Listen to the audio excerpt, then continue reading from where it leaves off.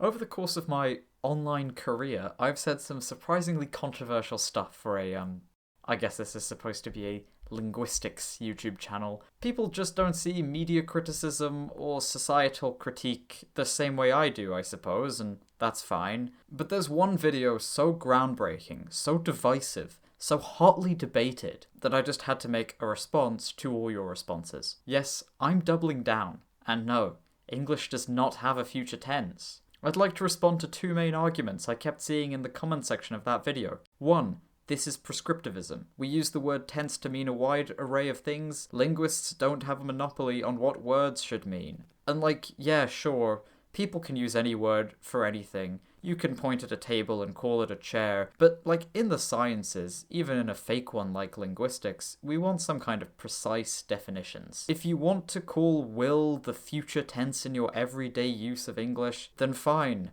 I'm not stopping you. I can't stop you.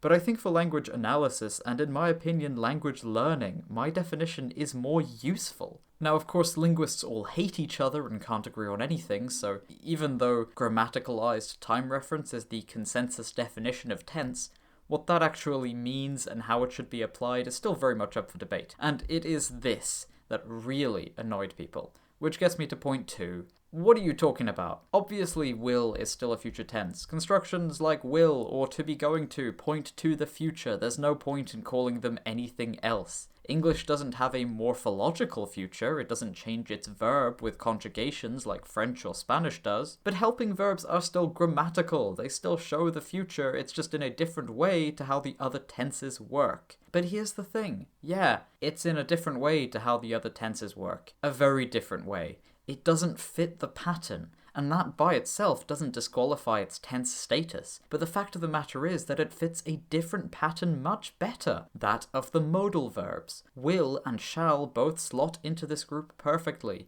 Inflectionally, we have the pattern will, would, shall, should, can, could, and semantically, will and should carry a lot of modal information, not just temporal. Shall can be used for commands, creating a kind of imperative construction. It's literally used in the English version of the Ten Commandments. Thou shalt not kill is not saying that humans literally aren't going to ever kill anyone. No, it's telling them not to. Will is similarly complicated. Take the sentence, a fox will hunt rabbits for food, which isn't describing a future, but rather ongoing circumstances relating to the nature of the subject, the fox. Another example, say a child is trying to put their shoes on, but finding their feet have grown too big says, my shoe won't fit. This isn't a future either. Here we're talking about ability or possibility. As for to be going to, I think we need to have a look at the consensus analysis of the perfect in English. The perfect, like in I have done, I have played, and so on, is considered a present tense in English, called the present perfect or the retrospective present, which I prefer because it's cooler and much more intuitive. It's called the retrospective because it remains in the present but looks backwards. When you say I have played football, you're talking about your current state now as a person with a past experience of football playing, not relaying an event in the past. Often the construction I am going to can be analysed in a similar way, with its emphasis being on the current state but looking forward into the future. This is called prospective aspect.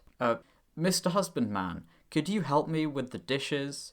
No, honey, I'm going to pick up the kids. That is, the husbandman is in the state of going to pick up the kids, and therefore cannot, in the present, help with the dishes. The phrase it's going to can also be used to slot an event onto a scale of certainty. It's going to rain tomorrow is surer than it's supposed to rain tomorrow, but less sure than it will rain tomorrow. And if you think all this doesn't disqualify to be going to, then, well, why not to be supposed to, which is also on that scale of certainty about a future event? Is there a cutoff where something ceases to be a tense, or do we just chuck that one in too as yet another construction of the future tense? What about to be to, as in the Prime Minister is to meet with world leaders tomorrow? Do we just stop at auxiliary constructions? Why? What about adverbs like to be about to? Isn't that a set phrase that's commonly used enough to be analysed grammatically? Do we call this an adverbial near future tense? And to top it off, you use the present, the good old no additional constructions present for the future in English all the time.